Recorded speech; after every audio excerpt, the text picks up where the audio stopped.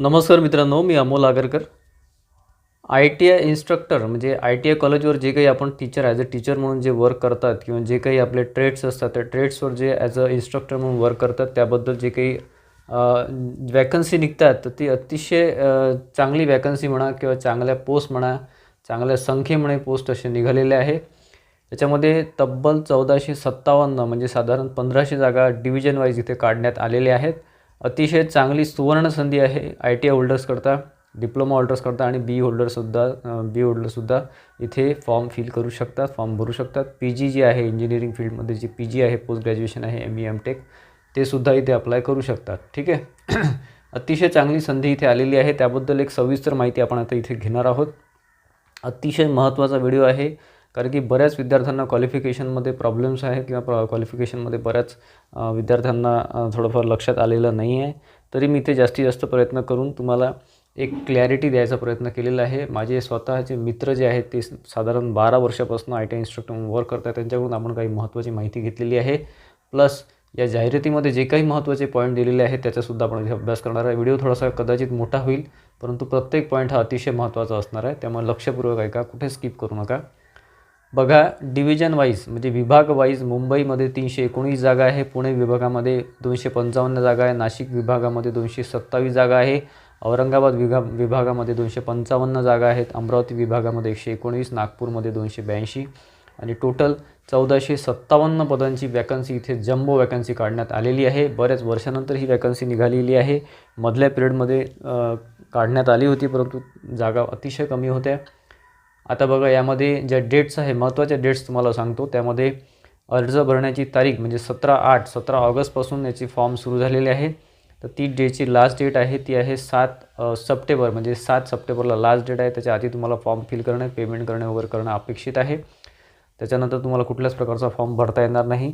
यामध्ये महत्त्वाचा तुम्हाला मुद्दा सांगतो मित्रांनो, कुठल्याच प्रकारची घाई करू नका. विद्यार्थी मित्र खूप एकदम जोशमध्ये असतात, खूप एनर्जीमध्ये असतात आणि मग काय करतात, काहीतरी चुका करतात फॉर्ममध्ये आणि काहीतरी चुकीचं अपलोड करतात आणि मग त्यांचा फॉर्म रिजेक्ट होतो, त्यांना पश्चाताप करावा लागते. तसं काही करू नका.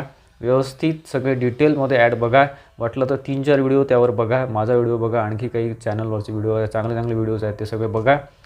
त्यानंतर फॉर्म फिल करा आणि फॉर्मसुद्धा व्यवस्थित तुम्ही ऑनलाईनमध्ये फिल करताना सगळे डॉक्युमेंट आपल्याकडे ठेवा आणि त्या रिलेटेड तुम्ही सगळं त्याच्यामध्ये फिल करा. कुठल्याच प्रकारची घाई करू नका. तर अतिशय महत्त्वाचं हे तारखा आहे. त्याच्यामध्ये बघा, 17/8 फॉर्म सबमिशन सुरू झालेलं आहे. तर 7/9 एक 2-3 दिवसामध्ये तुम्ही व्यवस्थित सगळी माहिती घेऊन घ्या. पूर्ण माहिती व्हिडिओच्या थ्रू किंवा तुमच्या जाहिरात जी दिलेली आहे, जाहिरातची PDF आपण ऑलरेडी आपल्या चॅनलवर टेलिग्राम चॅनलवर म्हणजे इंजिनियर अमोल टेलिग्राम चॅनलवर ऑलरेडी दिलेली आहे. जाहिरात आपण कालच अपलोड केलेली आहे. त्याचं PDF अपलोड केलेलं आहे, तुम्ही बघू शकता. या व्हिडिओच्या डिस्क्रिप्शनमध्ये सुद्धा मी द्यायचा प्रयत्न करतो. त्यानंतर बघा, परीक्षेची जे हे आहे हॉल तिकीट आहे त्याचं तुम्हाला परीक्षेच्या 7 दिवस आधी येऊन जाईल. अप्रॉक्सिमेटली 7 ते 10 दिवसाच्या आतमध्ये म्हणजे एक्झामच्या 7 ते 10 दिवस आधी आपल्याला हॉल तिकीट येऊन जातं. ठीक आहे. त्यानंतर बघा, सामायिक परीक्षेचा दिनांक दिलेला आहे सप्टेंबर-ऑक्टोबर 2022. टेंटेटिव्ह आहे म्हणजे संभाव्य डेट आहे. सप्टेंबर किंवा ऑक्टोबरमध्ये ही एक्झाम होईल. जास्त वेळ नाही, आपल्याकडे 1 ते 1.5 महिना हार्डली आपल्याला मिळेल. त्यानंतर बघा, सप्टेंबर-ऑक्टोबरमध्ये सामायिक परीक्षा आणि व्यावसायिक परीक्षा म्हणजे आपलं जे ट्रेड रिलेटेड एक्झाम असते. सामायिक परीक्षा म्हणजे नॉन टेकची होते आणि टेक्निकलची रिलेटेड जी एक्झाम आहे ती नोव्हेंबरमध्ये आहे, म्हणजे 1 महिन्यानंतर एक्झाम आहे. ठीक आहे. त्या दोन्ही परीक्षा महत्त्वाच्या आहेत. त्याच्यापुढे तुम्ही तुम्हाला माहिती सांगेलच यामध्ये. आता बघा, वेतन श्रेणीमध्ये 7व्या वेतन आयोगानुसार वेतन स्तर S14 38,600 ते 1,22,800. तुम्हाला ऑलरेडी मी सांगितलेलं आहे की 38,000 म्हणजे मी माझ्या प्रत्येक व्हिडिओमध्ये सांगतो. बऱ्याच विद्यार्थ्यांना सॅलरीमध्ये कन्फ्युजन असते. याच्यामध्ये 1,22,800 याचं तुम्हाला काही घेणं देणं नाही. ही सॅलरी स्केल तुम्हाला लागू पडत नाही. याच्यामध्ये 38,600 हा आकडा अतिशय महत्त्वाचा असतो कारण की हा आपला बेसिक आहे. तुम्ही जेव्हा जॉईंट होता सर्व्हिसेसमध्ये किंवा तुम्ही ॲज अ इन्स्ट्रक्टर म्हणून जॉईन झाले तर तुम्हाला 38,600चं स्केल लागू पडेल. 38,600 म्हणजे साधारण याचं ॲप्रॉक्सिमेट जे टोटल सॅलरी आहे ती टोटल सॅलरी जाते 55,000च्या घरामध्ये. 55,000 प्लस तुमची सॅलरी आहे आजच्या डेटमध्ये कारण की याच्यामध्ये DA, HRA आणि अदर अलाउन्सेस ॲड होतात. त्याच्यामुळे 55,000 प्लसच तुमची सॅलरी होईल. अतिशय चांगली सॅलरी आहे. ठीक आहे. म्हणजे आपण जेव्हा MPSC वगैरे किंवा आपण राज्यसेवा जेव्हा देतो किंवा MPSC देतो त्याच्यामध्ये क्लास 2ची जी सॅलरी असते ती सॅलरी इथे दिलेली आहे यांनी. चांगली सॅलरी आहे. त्याच्यामध्ये आपण बाकीचे पॉईंट घेऊ. आता याच्यामध्ये बघा विभागनिहाय इथे पोस्ट दिलेले आहे, प्रत्येक याच्यामध्ये त्यांनी दिलेले आहे. आपण ऑलरेडी सांगितलेलं आहे प्रत्येक विभागाच्या त्यांनी जे जागा दिलेल्या आहेत ते 1457 जागा टोटल दिलेल्या आहे. ते देतो अमरावती विभागाअंतर्गत. तर त्याच्यामध्ये बघा ज्या काही पोस्ट आहेत म्हणजे ITIमध्ये म्हणजे ही जी पोस्ट आहे ती आहे शिल्प निदेशक म्हणून, क्राफ्ट इन्स्ट्रक्टर म्हणून. त्याच्यामध्ये आपली जे ITIचे ट्रेड असतात, फॉर एक्झाम्पल जसं आता फिटर आहे, फिटरच्या जागा वेगळ्या आहेत. त्यानंतर टर्नरच्या जागा वेगळ्या आहेत, वेल्डरच्या जागा वेगळ्या आहेत, इलेक्ट्रिशियनच्या जागा वेगळ्या आहेत. त्यानंतर तारातंत्री म्हणजे वायरमनच्या जागा वेगळ्या आहेत. यंत्र कारागीर मॅशिनिस्ट आहे, हे मेकॅनिकलमध्ये येतं. शीट मेटल वर्कर, त्यानंतर मेकॅनिक डिझेल मेकॅनिक म्हणजे यांत्रिक डिझेल, त्यानंतर यांत्रिक मेकॅनिक ट्रॅक्टर, त्यानंतर मेकॅनिक मोटर व्हेकल. हे प्रत्येकाचे जे आपले ट्रेड असतात हे मेकॅनिकल रिलेटेड ट्रेड आहे. हे ते आपल्या डिप्लोमाचे जर आपण ब्रँच पकडली तर मेकॅनिकलच्या अंडरमध्ये येतं. डिप्लोमामध्ये जर आपण विचार केला तर इलेक्ट्रिकल, मेकॅनिकल आणि सिव्हिल या ब्रांचेस रिलेटेड इथे वॅकन्सीज आहेत. त्यानंतर mechanical refrigeration and air conditioning, craft instructor, mechanical machine tools maintenance, painter general, म्हणजे ऑलमोस्ट सगळ्याच ब्रांचेसचे इथे वॅकन्सीज आहेत. बऱ्यापैकी वॅकन्सीज आहे. काही काही याच्या फक्त 1-2 जागा आहे, पण काही काही जे मेन आहेत इलेक्ट्रिशियन, फिटर वगैरे, ड्राफ्ट्समन किंवा टर्नर वगैरे यांच्या जास्त जागा, वेल्डरच्या सुद्धा जास्त जागा आहे. इथे तुम्ही बघू शकता. PDF आपण ऑलरेडी आपल्या याच्यावर टाकलेली आहे टेलिग्राम चॅनलवर. कारपेंटर, ड्राफ्ट्समन, मेकॅनिकल, त्यानंतर ड्राफ्ट्समन सिव्हिल, हे सिव्हिलमध्ये येतं. ड्राफ्ट्समन सिव्हिल हे सिव्हिल ब्रँचच्या अंडरमध्ये. डिप्लोमासाठी सांगतो आहे, ITIसाठी तर सरळ त्यांनी ट्रेडच दिलेला आहे इथे.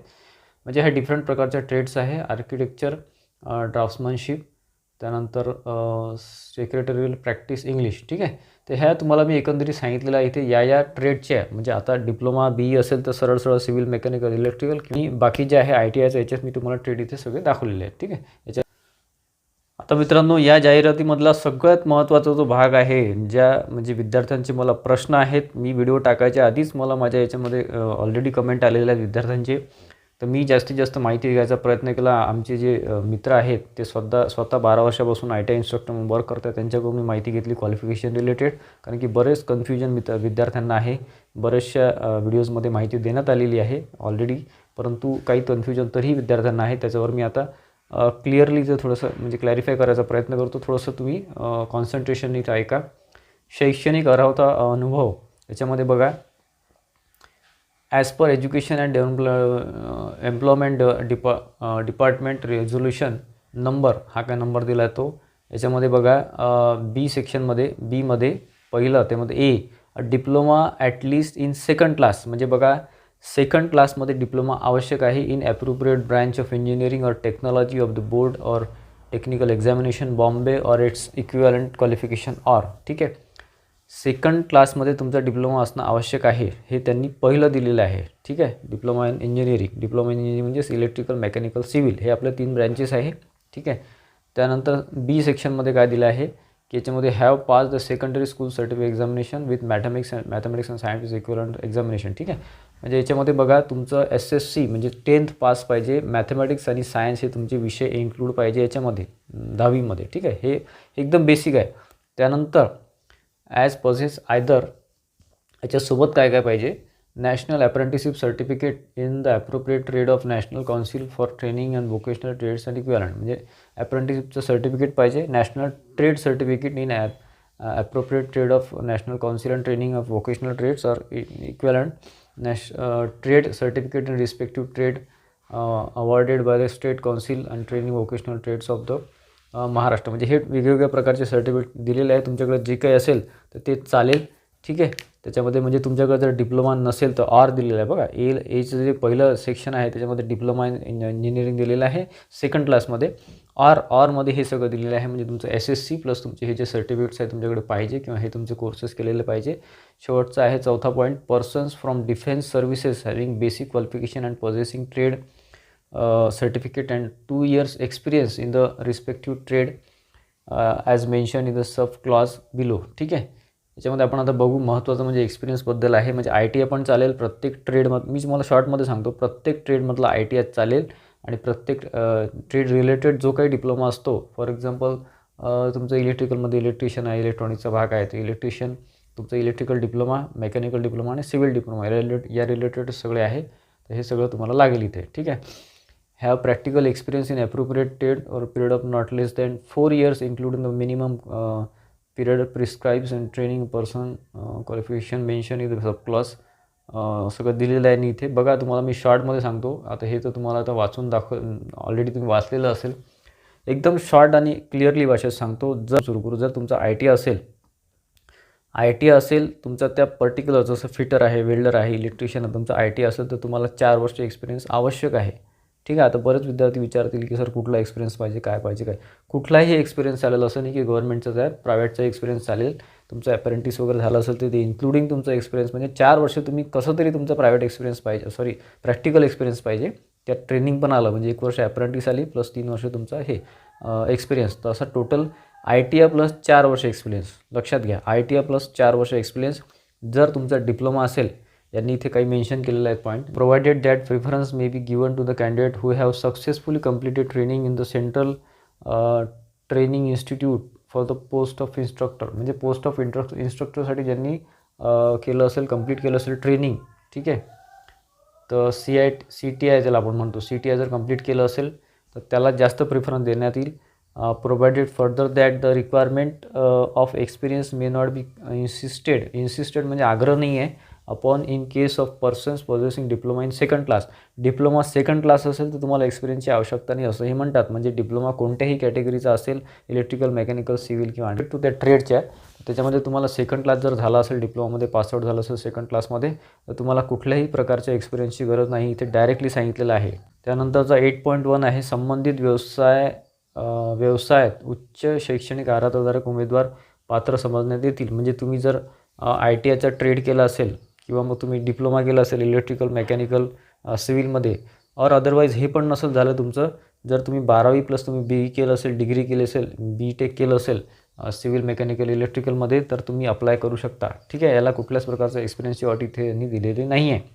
ठीक आहे. उमेदवारांना जाहिरात दिनांकास उपयुक्त अर्हता धरणे आवश्यक आहे. म्हणजे जाहिरातीच्या दिनांकास, म्हणजे जे काही आपली लास्ट डेट आहे त्या लास्ट डेटला तुमचं हे आवश्यक आहे, हे तुमचं क्वालिफिकेशन असणं आवश्यक आहे.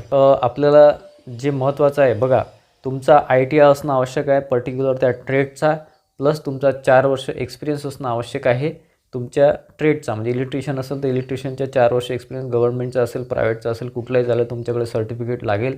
प्लस तुमचा अप्रेंटिस असेल तर फारच चांगला अप्रेंटिससुद्धा त्यांनी अप्रेंटिस धरून तुम्ही 4 वर्ष एक्सपिरियन्स इथे टाकू शकता. ठीक आहे.